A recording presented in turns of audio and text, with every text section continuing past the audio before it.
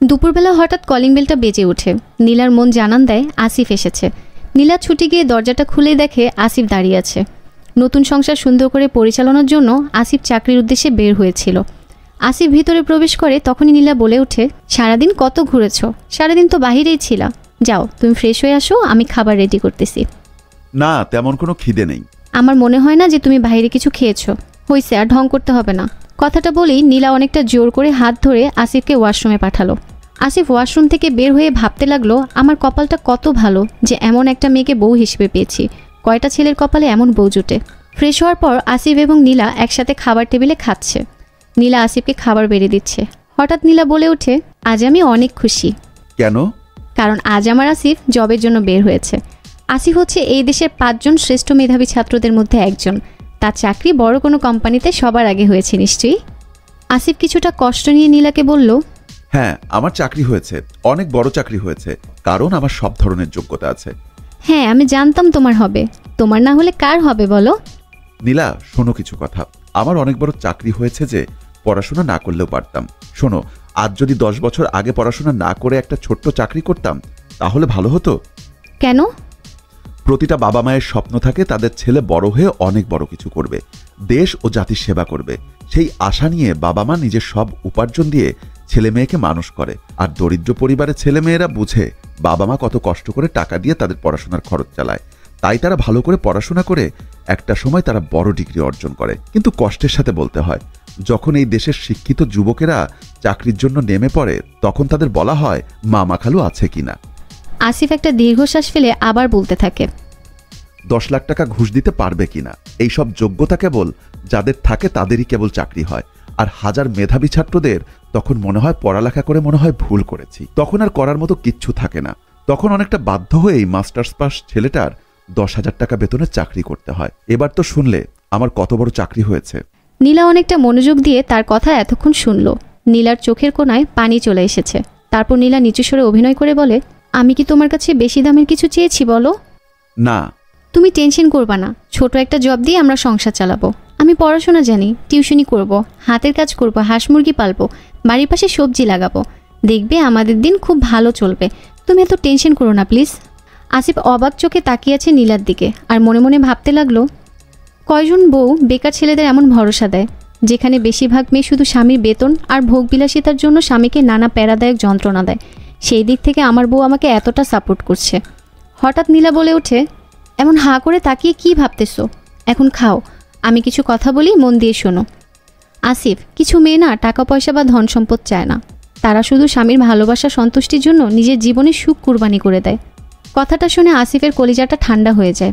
আসিফ মনে মনে ভাবতেছে, এমন বউ আল্লাহর নিয়ামত, আল্লাহর দরবারে হাজার শুকরিয়া। কিছু মনে না করলে একটা কথা বলি, তুমি আর মিলে সংসার খরচ চালাবো, তোমার একা চালাতে হবে না। আসিফ মুচকি হেসে বলে, আমি এতদিন জানতাম না আমাদের সমাজ আমাদের এমনভাবে মন মানসিকতা তৈরি করে যেন মনে হয় বউপালা হাতিপালার সমান। আজ আমার সেই ধারণা ভুল প্রমাণিত হলো। আমি বলতে চাই, তোমাদের মতো প্রতিটা নারী স্বামীর গর্ব। গর্ব কিনা জানি না, আমি শুধু এটা জানি এটা আমার দায়িত্ব। নারী পুরুষ যদি একে অপরকে একটু বুঝে তাহলে প্রতিটা সংসারই সোনার সংসার হয়ে যাবে। তুমি যেন আমার বউ না, যেন আমার আকাশ ছোঁয়া ভালোবাসার শিরোমণি। হইছে, এত প্রশংসা করতে হবে না, বরং আমরা কাজের কথায় আসি। তুমি তো মেধাবী, অনেক কিছু জানো, আমাকে একটু বুঝিয়ে বলো আমাদের এই সমাজ বা আমাদের পরবর্তী প্রজন্ম কিভাবে মামা খালু বা দুর্নীতির হাত থেকে রক্ষা পাবে। আর আমরাই সমাধান বের করে যাব, যেন হাজার নববিবাহিত বা শিক্ষিত বেকার যেন কষ্ট না করে। আমি তো আর একা পারবো না। নীলা চুপ করে মনোযোগ সহকারে তোতা পাখির মতো তার স্বামীর কথা শোনার জন্য তার পাশে চেপে গিয়ে বসলো। আসিফ বলতে শুরু করলো, আমাদের এই দেশে সম্পদে ভরপুর অনেক, কিন্তু কথা হচ্ছে সঠিক পরিচালনা করার কোনো মানুষ নেই। আমি তোমার মতো এত ট্যালেন্ট না গো, একটু বুঝিয়ে বলো। আমার মনে হয় একটা দরিদ্র পরিবারে যখন 3-4টা সন্তান হবে, তাদের বোঝার ক্ষমতা হলে যেন তার বাবা মা তাদের কোনো কাজের সন্ধানে পড়ালেখা বাদ দিয়ে কাজে লাগিয়ে দেয়, তাহলে জীবনে অনেক বড় হতে পারবে। তুমি এত বড় শিক্ষিত মানুষ হয়ে এটা কেমনে বললা? কেন বলবো না? কোন দিক থেকে আমার কম ছিল? পড়াশোনা, যোগ্যতা, তারপরও কেন আমাকে 10,000 টাকা বেতনের চাকরির অফার করে? অথচ যাদের পড়াশোনা নেই তারা আজ অফিসে সোনার চেয়ারে বসে হুকুম দেয়। অনেকটা আক্ষেপ নিয়ে আসিফ তার বউকে কথাগুলো বলে ফেলল। আমারও তো ইচ্ছা ছিল যে পড়াশোনা শেষ করে সংসারের দায়িত্ব নিব, বাবাকে বলবো, বাবা আজ তোমার আসিফ অনেক বড় চাকরি করে, বাজারের বড় মাছটাই পরিবারের জন্য নিতাম, কিন্তু এইসব আজ স্বপ্নই রয়ে গেল মনে হয়। তুমি এমন করে বলতেছো যে পড়াশোনা দিয়ে সব হয়। তুমি কি জানো অনেক লোক আছে যে নিজের নামটা লিখতে পারে না, তার সমাজে কোটি টাকার মালিক। আল্লাহর প্রতি ভরসা রাখো, দেখবা সব সুন্দর হবে। তোমার কথা শুনে মনে হচ্ছে আমি জীবনে চলার পথে আল্লাহ আমাকে নেক স্ত্রী দান করেছেন, তাই আল্লাহর কাছে শুকরিয়া। তুমি কি জানো তোমার মতো অনেক মেধাবী মানুষের একটু আশার আলো দেখানোর মানুষের অভাবে জীবনটা কষ্ট থেকে আরও কষ্টময় হয়ে ওঠে। নীলা, আজ আমার অনেক বড় চাকরি হয়েছে, যেটা হচ্ছে তুমি আমার বড় চাকরি হিসাবে কাজ করছো। তোমার থেকে আমি আশার বাণী পেয়ে নিজেকে ধন্য মনে করছি। ধন্যবাদ দেয়া লাগবে না, তুমি শুধু আমার দিকে তাকিয়ে প্রতিদিন তোমার মুচকি হাসিটা দেখাবে, তাহলে আমার চলবে, আর কিছু লাগবে না। নীলা, আমাদের এই সমাজ ব্যবস্থা ওই দিন ঠিক হবে যেদিন আমরা মানুষকে মূল্যায়ন করতে পারবো, যোগ্য মানুষকে যোগ্য জায়গায় বসাতে পারবো। ওই দিন অভাব নামক জিনিসটা আমার দেশ থেকে চিরবিদায় নিবে, আর জীবনে চলার পথে তোমার মতো যোগ্য স্ত্রী যে পাবে তার কপাল এমনি খুলে যাবে। আজকের পর থেকে তুমি কখনো নিজেকে ছোট বা একা মনে করবা না। মনে করবা তোমার পাশে নীলা নামক ছায়াটা সুখের সন্ধানে তোমার পাশে সুখের বার্তা নিয়ে চিরজীবন অপেক্ষা করছে। অভাবের তাড়নায় হয়তো আমাদের সংসারটা ভেঙে যেত, কিন্তু তোমার মতো এমন লক্ষ্মী বউ আছে বলেই হয়তো আমার সংসারটা সুন্দর করে টিকে থাকবে। আসিফের চোখ বেয়ে পানি পড়ছে। আসলে সমস্যায় পড়লে সেটা সমাধানের রাস্তা খোঁজা উচিত, সেটা নিয়ে প্যানিক করা উচিত না। আমি সেটাই করেছি, তুমি শুধু সারা জীবন আমাকে আগলে রেখো। আমরা যে অবস্থায় থাকি না কেন, নিজ নিজ অবস্থান থেকে যেন আমরা সুখের সন্ধান করি, কেউ যেন সুখ খুঁজতে ব্যর্থ হয়ে পিছনে চলে না যাই। মাদ্রাসায় পড়াশোনা করেছি, স্বামী পেয়েছি কপাল গুণে খুবই ভালো একটা মানুষ। তার সংসার করতে আমি পারিনি বেশি দিন, তারপর বহু বিবাহ হলো, কোনো সংসারে টিকলো না আমার। আজ আমি পতিতা। কথাগুলো বলছিল শাকিলা আর শুনছিলেন রুবেল। রুবেল একজন ব্যবসায়ী, প্রায় মাঝে মাঝে সে ভালো দামে সুন্দর পতিতাদের নিজেদের বাসায় নিয়ে আসেন। আজকে যাকে নিয়ে এসেছে তার নাম হলো শাকিলা। শাকিলাকে রুবেল প্রথম দেখেছিল তার বন্ধু আরাফাতের বাসায়। শাকিলা ছিল আরাফাতের স্ত্রী। আজকে নিজের রুমে পতিতা পরিচয় শাকিলাকে দেখে বেশ অবাক হলো রুবেল। জানতে চাইল সম্পূর্ণ ঘটনা। শাকিলা ও ইয়াসিনের বিয়ে হয়েছে 3 মাস হলো। ঘরে শুধু শাকিলা আর ইয়াসিন থাকে। শাকিলা শ্বশুর শাশুড়ি থাকে গ্রামে। ইয়াসিন সারাদিন অফিস শেষে রাতে বাসায় ফেরে। দুইজনের নতুন সংসার ভালোই যাচ্ছিল। এর মাঝে একদিন রাতে শাকিলা ইয়াসিনকে বলে, আমার ভালো লাগে না একা একা সারাদিন, তুমিও সারাদিন অফিস শেষ করে এসে ঘুমিয়ে পড়ো বা বিশ্রাম নাও, সব একঘেয়ে লাগে আমার।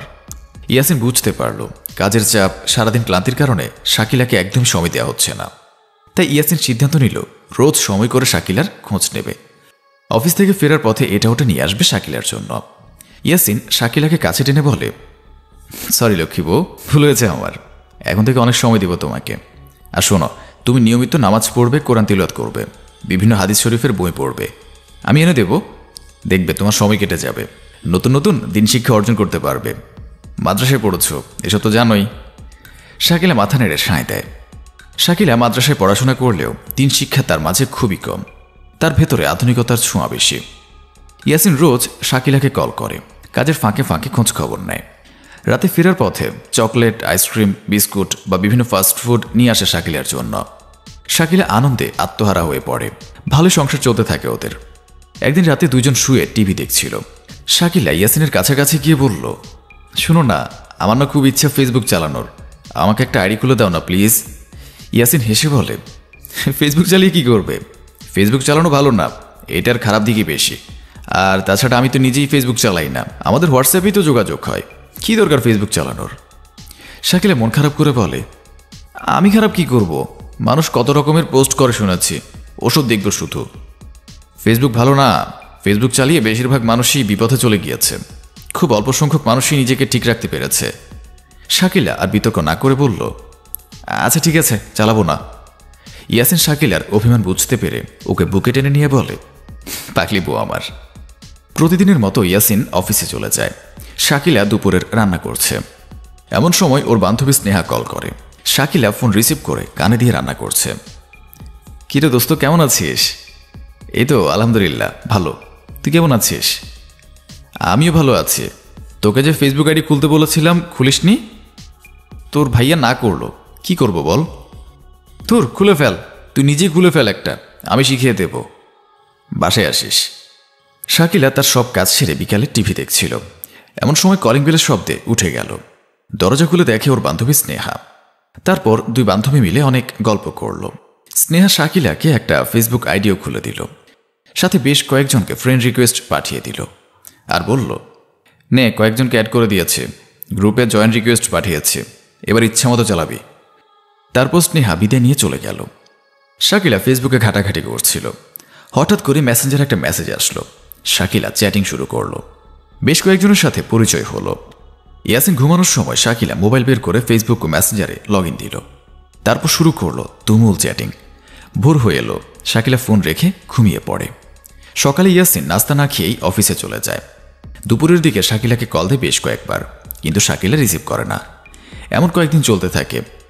ইয়াসিন ভাবে কি এমন করে যে ফোন রিসিভ করে না, ফোন তো হাতেই থাকে প্রায়শই। শাকিলা ঘুমাচ্ছিল। ইয়াসিন বালিশের পাশে থাকা ফোনটা বের করে আনলক করে দেখে শাকিলার ফোনে ফেসবুক মেসেঞ্জার অ্যাপ্লিকেশন দুইটা। ডেটা কানেকশন অন করে দেখে অনেকগুলো মেসেজ টুংটাং শব্দ করে জমা হয়েছে। ইয়াসিনের কপালে বিন্দু বিন্দু ঘাম ঝরতে থাকে। মেসেজগুলো কয়েকটা পড়ে দেখে বিভিন্ন ছেলের সাথে প্রেম লীলায় মত্ত শাকিলা। ইয়াসিন ধপ করে বিছানায় বসে পড়ল। মাথাটা জিম ধরে গেছে ওর। বিছানায় শুয়ে এপাশ ওপাশ করতে থাকে। সারা রাত আর ঘুম হয় না। সকালে অফিসের জন্য তৈরি হয় ইয়াসিন। শাকিলা ঘুমাচ্ছে। শাকিলাকে ডেকে তুলে। শাকিলা ফ্রেশ হয়ে আসে।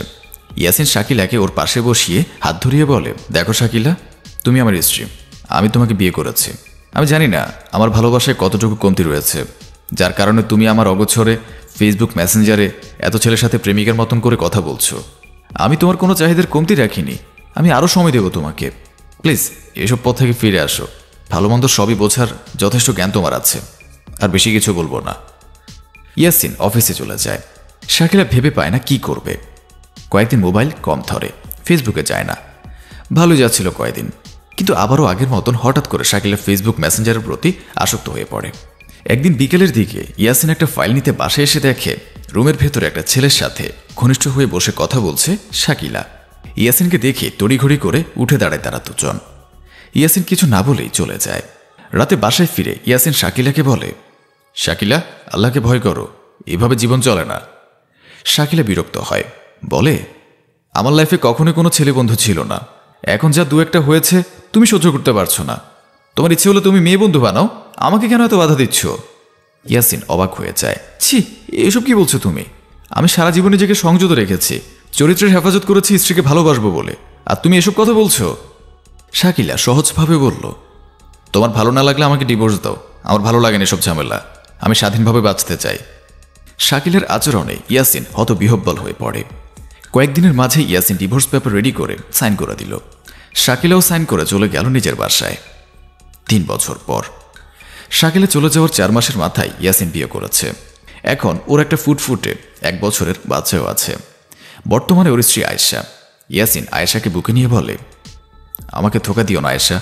আল্লাহর কাছে দোয়া করি তিনি তোমার সকল আবেগ, অনুভূতি ও ভালোবাসা যেন আমাদের জন্যই বরাদ্দ করে রাখেন। ইনশাল্লাহ, তুমি চিন্তা নিও না। আল্লাহ আমাকে তার পথে অটুট রাখুক, তোমার প্রতি ভালোবাসা জমিয়ে রাখুক আকাশ সমান। কথাগুলো বলতে বলতে কাছে শাকিলা। রুবেল জিজ্ঞেস করল, আপনার বিষয়ে বলুন, এরপর কি হয়েছিল? শাকিলা চোখের পানি মুছে বলল, 2 মাস পরে আমার বাবা মা আমাকে আবার বিয়ে দেন। স্বাধীনভাবে বাঁচার প্রবল ইচ্ছা আমাকে পিশাচ করে তুলেছিল। সে সংসারও আমার 3 মাসের বেশি টেকেনি। পর্যায়ক্রমে আমার আরও 2-5টা বিয়ে হয়েছিল, কোনোটাই টিকে রাখতে পারেনি। আমার স্বাধীনতার লোভ আমাকে তিলে তিলে শেষ করে দিয়েছে। বাবা মাও আমাকে বাড়ি থেকে বের করে দিলেন। তারাও বুঝেছে আমি আর তাদের সমাজে টিকে থাকার মতন পথ রাখিনি, তাই আমার শেষমেশ জায়গা হয়েছে পতিতালয়ে। এমন অনেক নারী আছেন যারা স্বাধীনতা চাইতে গিয়ে নিজের সর্বস্ব হারিয়ে ফেলেন। এমনভাবে খারাপ কাজে জড়িয়ে পড়েন যে নিজেও টের পায় না। ক্ষণিকের সুখের আশায় চিরকালের সুখ হারিয়ে ফেলে। ধীরে ধীরে স্বাধীনতার লোভ তাকে এতটাই দূরে নিয়ে যায় যে সেখান থেকে ফিরে আসা অসম্ভব।